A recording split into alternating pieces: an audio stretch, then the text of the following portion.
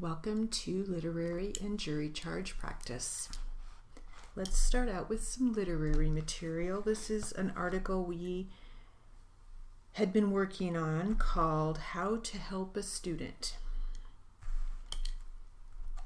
So we'll finish it up now. Ready? Here we go. How do you spell that? We are always evolving as reporters, building upon our database every day. Recently, my husband was gathering information from a salesperson that used an unfamiliar word. Before I could interrupt, he added, "How do you spell that?" I was so proud. We have an opportunity to learn a little bit about a lot, which makes us great at a dinner party. The more diverse your life experiences, the more you study and the more you read, the less likely a word will cause you to hesitate when you hear it while reporting. Dictate for me. Sometimes a change of pace is good from taped dictation. Numbers are an easy thing for anyone to dictate. Grab a list of homophones that your family can make ridiculous sentences from to dictate. Sometimes the dictation may sound like something out of Dr. Seuss's One Fish, Two Fish, Red Fish, Blue Fish, but it gets you used to selecting the correct word to use without hesitation. Listen to me vent. My dad has experienced 4 family members successfully completing court reporting programs. Not once has he ever said, "I know what you're going through, don't worry about it," or some other glib response. He never doubted our ability or our drive, and he never questioned our individual challenges.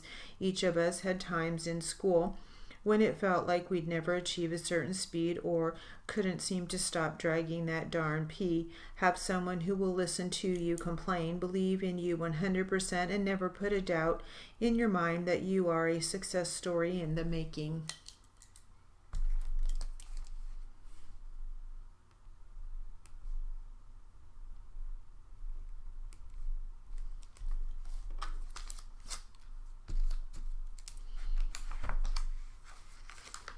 Let's try a little more literary material. This is called Ouch, That Hurts My Ears. Ready? Here we go. Another errand, another task to be completed. My mother has been hospitalized for a while now. We have serious issues, including ICU and MRSA isolation, multiple hospital bacteria gifted to Mom again. Yesterday, Mom's twin brother died when he was a Marine enlisting underage without telling his mother. Mom's twin served on the front lines in Iwo Jima, Okinawa, and other battles. When he was shot, Mom woke crying at 4:30 a.m. Mom told her mother he's been shot, pointing to areas on her body. Mom's mother, court stenographer and piano prodigy, told her that it was a bad dream. The next morning, Corpus Christi's Western Union delivered the news. Yes, Mom's twin brother was shot and injured, exactly where Mom had described. With her twin's death yesterday and my concerns about my mom and her failing health, I left her hospital room to purchase sympathy cards. Today we have a wind advisory with 40 to 50 miles per hour winds. I raced in, selected several cards, and sprinted to one of many cashiers. I placed the cards on the counter. Each time the double doors opened, the cashier gasped. She lowered her head, placing one hand over each ear as she whined. Stunned, I watched. Then the woman said, "It is so windy outside. Every time the doors open, it hurts my ears. Ouch." Softly, I said, "Maybe chewing gum might help, like pressure in a plane." I did not know what to say. I was running late and needed to head off. The woman smiled. "No, it's the pressure inside my hearing aid in each ear. But in 2 weeks I get my cochlear implant. Then I won't have this problem, and that will be wonderful. My ears won't hurt from any pressure." I smiled. My cashier, whose name was Faith, said, "I have needed a cochlear implant for so long. I have not wanted one. My mother got one. She loves hers. She raised us children without being able to hear most of our lives, but now she can hear." I remained silent. Faith said, "Most people don't know what they are, but it will help me with the pressure and I won't have to worry about winds and this excruciating pain. Softly I said, I am familiar with cochlear implants. She beamed. You are? Well, my mother is one of 13 children. 9 have cochlear implants. Now my generation is losing our hearing. When Mom got her implant, it was so funny. I turned to see if anyone was behind me in the busy store. Nope. Faith continued. Mom resisted for so long. Then when she got it, me and my stepdad went with her to the doctor's office for testing. Mom didn't think it would work. This is the funny part. Just as the lady turned on the sound machine to test her hearing, the air conditioning unit went on. That pressure hurt Mom's ears. She said, ouch, that hurts. Then Mom was angry at the noise. My stepdad and I laughed. Then Mom was angry with us for laughing, so we laughed harder until she finally understood that she was angry at our laughing, and that was sound.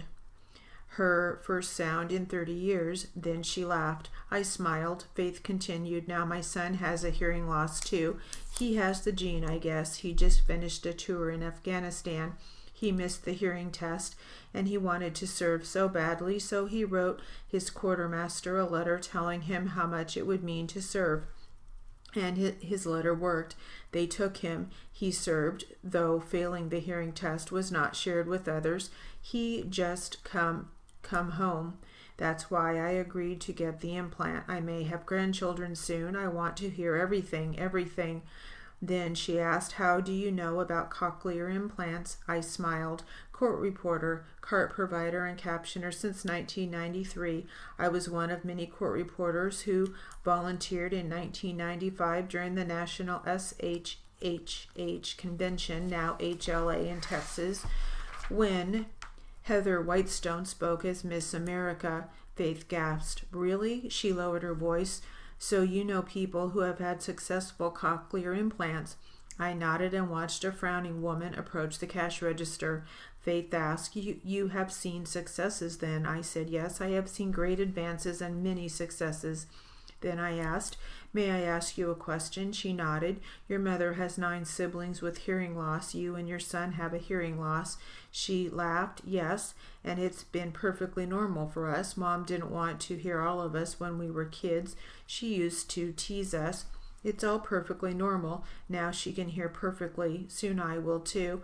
And I have tinnitus, and that hurts too. Ouch. The doors just opened again. The woman behind me wore dark glasses, a large hat. She shoved a bag onto the counter and, chin down, said, this doesn't work. Here. We will get back to this article.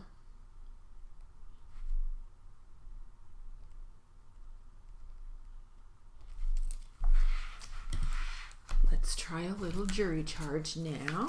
And this is a new jury charge, and the subject is cancer. I know we've had some previous jury charges as well, so this is a new one.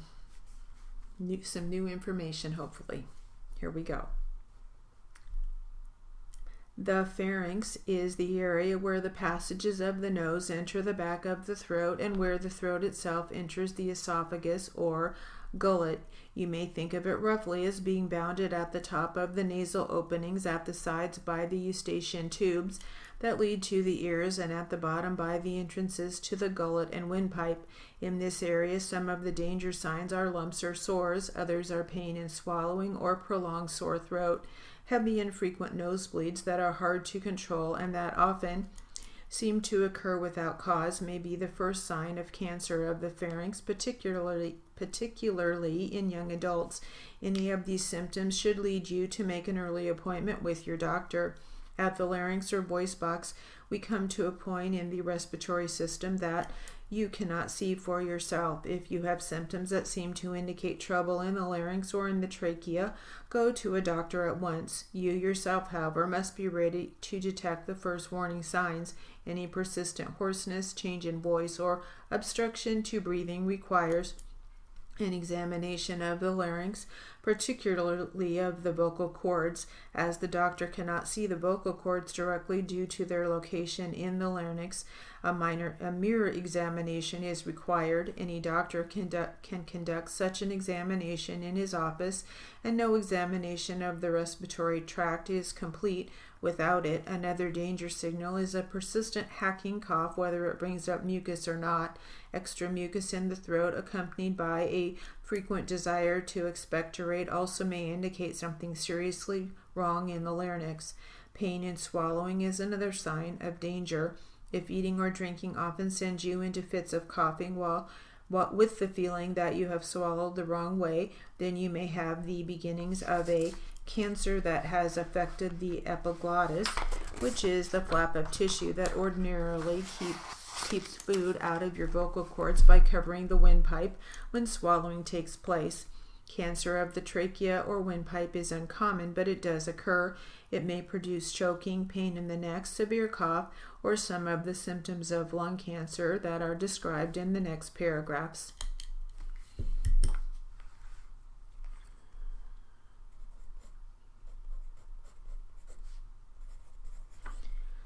We'll get back to that. Jury charge. Let's carry on with our literary, titled "Ouch, That Hurts My Ears." Ready?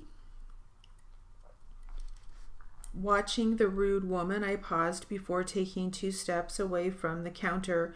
Faith was beaming with a huge smile. She winked at me, took the bag, and asked the woman, "How may I help you?" The frowning woman never looked Faith in the eye. She snarked and barked at Faith, yet Faith smiled at me for the longest time. When the doors next opened, Faith whined. She did not cover her ears. Dramatically, she pointed to one ear, slowly mouthing cochlear implant. Then she laughed. I held my bag of sympathy cards for my mother's twin brother's family, headed to the door, and tried to exit, opening one door just a little to avoid pressure on Faith's ears. The wind gust grabbed the door from my hand and flew wide open. Frozen, I looked back at Faith. Her beaming smile remained, and Faith said loudly, Thank you for telling me about the successes. 2 weeks, can't wait." Oh, this lady touched my heart. Her hope and enthusiasm will serve her well as she welcomes sound back into her world. Had it not been for the need for sympathy cards for my mom, which Mom cannot select due to her hospitalization, traveling a new road on an abnormally windy day, I would have missed the opportunity to meet Faith, and I am grateful she shared. Faith and her son, each choosing to receive cochlear implants, will have opportunities and choices that many people with hearing loss previously were not afforded. And the deaf community's reaction? Oh, that's a whole nother kettle of fish. Cochlear implants are not for everyone. This I know from carding and captioning many seminars where individuals shared from podiums and privately to me. Yet for Faith, per Faith, this is going to change everything for Faith. And isn't that grand? She has choices. And 3 generations with implants, Faith repeatedly emphasized. As I stood, bag in hand with the sympathy cards, Faith shared that when her mother heard the air conditioning noise, voicing her first sound sentence, "Ouch, that hurts," her mother's second sentence was, "Isn't Jesus great?" Faith shared that "Isn't Jesus great" is now their family motto when it comes to loss of hearing and to increasing their hearing. One of my personally challenging days turned into a sweet, memorable day, gifted by an enthusiastic woman waiting to hear again. And isn't that great, I now ask you?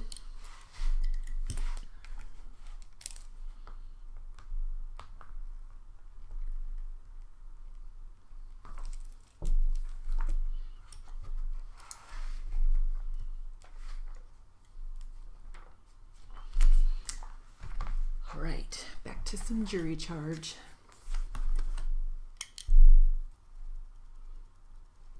Ready? Here we go. Cancer in the bronchial tree has shown an alarming increase in recent years among men. A malignant tumor in the alveoli or in the lung substance is serious. This location not only is critical in itself, but cancer cells here are close to the bloodstream, which can carry them quickly to other parts of the body. It is estimated, however, that at least 9/10 of all lung cancers start in the bronchi and bronchioles of the respiratory tree.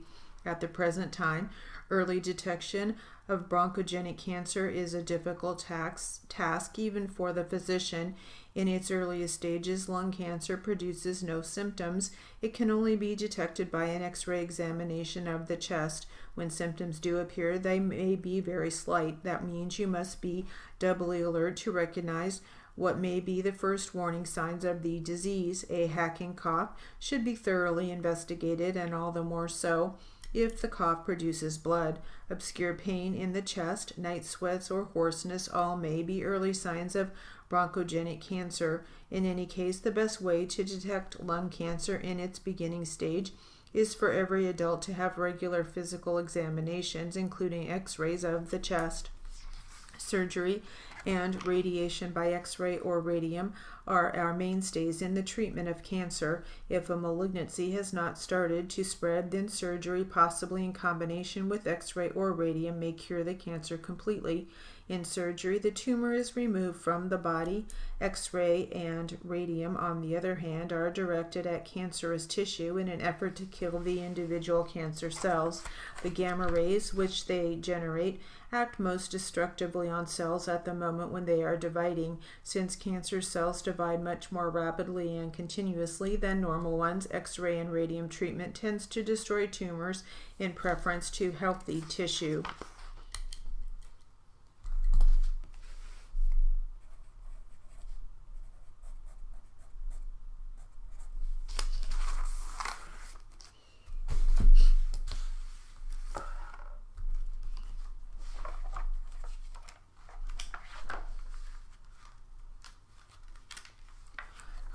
Now back to some literary practice. And the title of this literary is Social Media and Its Place in Reporting.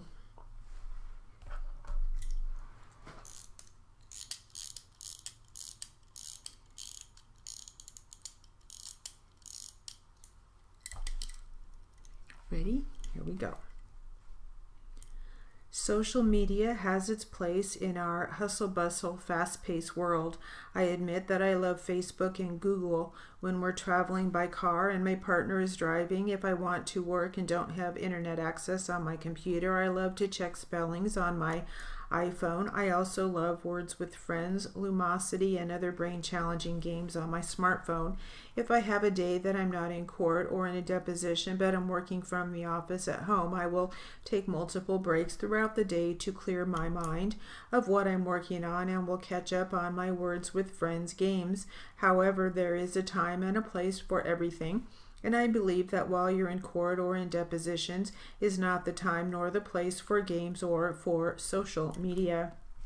Here are 2 points about these activities that I would like to put before the reporting profession to ponder. 1. Smartphones, Facebook, and Twitter are not always your best friends as an interning reporter or while interviewing. It can also send the wrong message to the attorneys about you as a working reporter. Within this past year, my company has interned and interviewed a couple of reporting candidates fresh out of school. Both were young and obviously very plugged into the social media world. I know this because on almost every shadowing trip they went on with us, they were checking Facebook, posting, responding, etc., tweeting about their experience or texting other people rather than being engaged and plugged into where they were, who they were with, and what they were doing. Hey, I like Facebook too, and it can be a great tool for keeping up with friends and family when you're separated by great distances. However, while interning and trying to obtain a new job in reporting, or even more importantly, your first job in reporting, leave all that stuff in your purse, pocket, or briefcase. Facebook, tweet, or text about it after the event is over. You've said your goodbyes to your supervising reporter and you're back on your own time. While you are out shadowing a reporter is the time to be engaged with your supervising reporter, paying attention to what is going on and trying to learn everything you can about your potential new reporting position and the kind of work this reporting agency does. You know the old adage, you don't get a second chance to make a first impression. Working reporters also risk sending the wrong message to the attorney who has hired them, not to mention everyone else in the room, by engaging in social media activities while on the job. In Tennessee, we cover the civil courts as well as depositions as freelance reporters. I've been in court and seen multiple reporters sitting around playing with their smartphones. I've heard attorneys complain to me that while on a deposition, the reporter that the opposing attorney hired sat there and played games on his or her iPhone while they were off the record discussing aspects of the case, which he said was very distracting and he felt very unprofessional.